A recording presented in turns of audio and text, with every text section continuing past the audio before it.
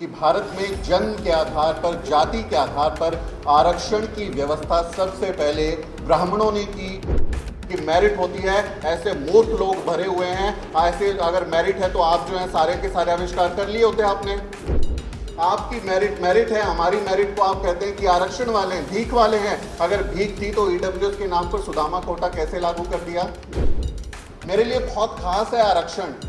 मेरे पिताजी चपरासी की नौकरी करते थे, मेरे दादाजी जो हैं वो चमड़ा छिलकर जूतियां बनाते थे, और उस चपरासी की नौकरी में आरक्षण की बदौलत जो मिली उसने हमें इस काबिल बना दिया कि आज मैं सिर्फ राष्ट्रीय मंच नहीं, अंतर्राष्ट्रीय मंच पर भी खड़ा होकर अपने पुरखों को याद कर सकता हूं, अपने लोगों के लिए आवाज़ उठा सकता हूं। जो सदस्य हैं बामसेफ के राष्ट्रीय अध्यक्ष जी एडवोकेट नितिन मेश्राम जी और मेरे जो बहुत प्यारे मित्र हैं, और आप सभी साथी, आप सबको जय भीम, नमो बुद्धाय।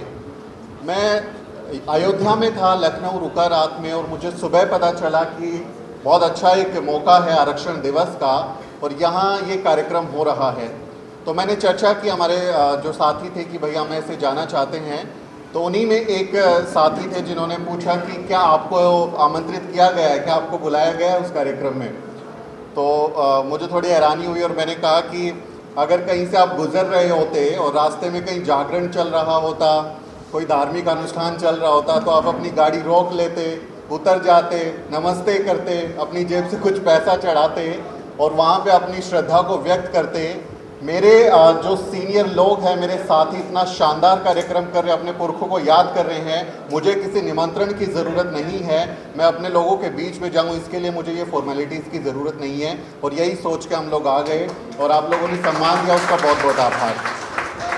वैसे भारत में जन्मजात जातिगत आरक्षण की शुरुआत ब्राह्मणों ने की है, वो एक स्थापित तथ्य है। हम आरक्षण के जनक शाहू जी को कहते हैं, लेकिन हमें ये बात याद रखनी है कि भारत में जन्म के आधार पर, जाति के आधार पर आरक्षण की व्यवस्था सबसे पहले ब्राह्मणों ने की। उनके जो नायक रहे, जो कहें कि कानून बनाने वाले रहे, मनु, उन्होंने अपनी मनुस्मृति में की, अपने वेदों में की, शास्त्रों में की।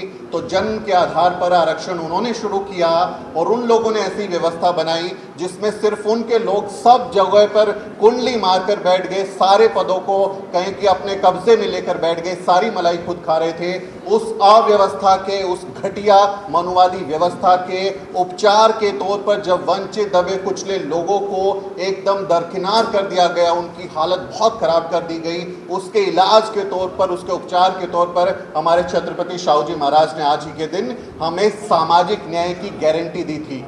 मैं इसको कहता हूं कि ये आज का दिन आरक्षण दिवस के साथ साथ हम इसको सामाजिक न्याय की गारंटी के तौर पर भी देख सकते हैं कि ये हमें ये एहसास कराता है, ये हमें भरोसा दिलाता है कि इस देश को चलाने के लिए जो संस्थाएं होंगी, इस देश के नीति निर्माण में जब फैसले लिए जाएंगे, इस देश का जब कामकाज होगा, तो उसमें मेरी भी पूछ होगी, मेरी भागीदारी को गारंटी बनाता है कि आपसे भी पूछा जाएगा। ये व्यवस्था हमारे पुरखे करके गए थे और इसी वजह से, इन्हीं लोगों की मेहनत की वजह से हम लोग आज यहाँ शानदार तरीके से बैठ के अपना एसी हॉल में बैठ के काम कर रहे हैं, बात कर रहे हैं। तो हमें उनको याद करना चाहिए। मेरे लिए बहुत खास है आरक्षण। मेरे पिताजी चपरासी की नौकरी करते थे, मेरे दादाजी जो हैं वो चमड़ा छीलकर जूतियां बनाते थे, लोगों की दुत्कार सहते थे। मेरे पिताजी किसी तरह नंगे पैर जाके, बहुत जल्दी उनकी मृत्यु हो गई थी तो बहुत कुछ यादें नहीं है, लेकिन जितनी यादें हैं वो बताते थे कि कैसे नंगे पैर फटे पुराने कपड़ों में वो 2-4 किलोमीटर दूर जाके स्कूल में पढ़ते थे, 8वीं पास कर पाए। और 8वीं पास जैसे ही की, आरक्षण की वजह से उन्हें नौकरी चपरासी की मिल गई, वो चपरासी की नौकरी करते रहे और उस चपरासी की नौकरी में आरक्षण की बदौलत जो मिली उसने हमें इस काबिल बना दिया कि आज मैं सिर्फ राष्ट्रीय मंच नहीं, अंतर्राष्ट्रीय मंच पर भी खड़ा होकर अपने पुरखों को याद कर सकता हूं, अपने लोगों के लिए आवाज उठा सकता हूं, अपने हक के लिए बोल सकता हूं, सिर्फ उनकी वजह से।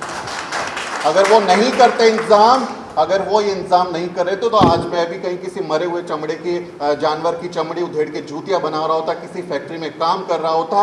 और जो ये लोग इंतजाम कर गए थे, उसकी वजह से मेरे जैसे असंख्य लोग, आप जितने भी लोग हैं, ये उन्हीं की हमारी कहें कि हमें मौके मिले, अवसर मिले। जो लोग ढिंडोरा पीटते हैं कि मेरिट होती है, जो ढिंडोरा पीटते हैं कि मेरिट ही सब कुछ है, मेरिट कुछ नहीं है, सिर्फ उनका छलावा है, उनकी ऐसी कहें कि मनगढ़ंत बातें हैं जो अवसरों को, जो सारे संसाधन उस पर सिर्फ अपने कब्जे को मुकम्मल तौर पर उसके पुख्ता इंतजाम करने के लिए ऐसे छलावे करते हैं कि मेरिट होती है। ऐसे मूर्ख लोग भरे हुए हैं। ऐसे अगर मेरिट है तो आप जो है सारे के सारे आविष्कार कर लिए होते आपने अभी तक इतने सालों में आप सारी की सारी राष्ट्रीय एजेंसियों के अध्यक्ष बने बैठे हैं, सारी यूनिवर्सिटी के अध्यक्ष आप बने बैठे हैं, वाइस चांसलर आपके हैं, हमारे लोग नहीं हैं, प्रोफेसर हमारे लोग नहीं बने, आपके लोग हैं। क्यों नहीं दुनिया की टॉप 10 100 यूनिवर्सिटीज में आपके यूनिवर्सिटी आ गई हैं। आरबीआई के निदेशक आप बने हुए हैं। भारत में आज तक शिक्षा मंत्री दलित नहीं बना, तो क्यों आप शिक्षा के क्षेत्र में इसको भारत को बहुत मुकम्मल जगह पर नहीं लेके गए? आपकी मेरिट है, हमारी मेरिट को आप कहते हैं कि आरक्षण वाले हैं, भीख वाले हैं। अगर भीख थी तो ईडब्ल्यूएस के नाम पर सुदामा कोटा कैसे लागू कर दिया? 10% एक्सक्लूसिव आपने सुदामा कोटा उनके लिए बना दिया। तब आपको मेरिट की याद नहीं आती कि मेरिट भी कोई चीज होती है और आरक्षण से जो है ये इनकॉम्पिटेंसी आ जाएगी, इससे खत्म हो जाएगा। ये इतने दोगले लोग हैं, ये हमारे सामने एक तरीके का दिखावा करते हैं, दूसरी तरफ किसी और तरीके का दिखावा करते हैं। पक्ष में भी विपक्ष में भी सब जगह पर बैठे हुए हैं और अपने आप को कहें कि सब चीज़ों पर कुंडली मार के की जगह नहीं छोड़नी, कुर्सी खाली नहीं करनी। कैसे कोई खटीक, लोहार, धोबी, चमार का बच्चा, भंगी का बच्चा यूनिवर्सिटी में प्रोफेसर बन जाएगा, किसी बड़े संस्थान में जाके नौकरी कर लेगा, अपने साथ अपने परिवार का, अपने गांव का भविष्य सुधार लेगा, इनकी मनुवादी साजिश को समझकर सवाल कर लेगा। ये इनसे मंजूर नहीं होता और इसी वजह से ऐसे लोग ये प्रपंच करते हैं कि भारत में मनुवादी व्यवस्था लागू हो, संविधान पर हमला किया जाए, आरक्षण जैसी व्यवस्था जो हमारे पुरखों ने हमें दी थी वो खत्म की जाए ताकि हम फिर से गुलाम बन सके।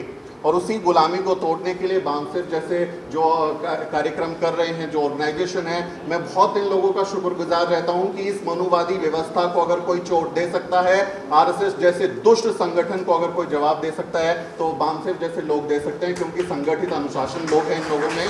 तो आप लोगों से बहुत हमें उम्मीदें हैं और हमें इस बात का भी उम्मीद है कि आप जैसे जो लोग अब जाग चुके हैं दोबारा गहरी नींद में नहीं जाएंगे।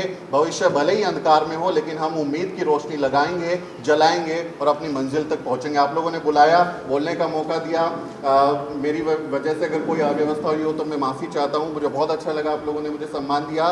फिर कभी मुलाकात होगी, फिर कभी विस्तार से बात होगी। जय भीम, जय शाहू।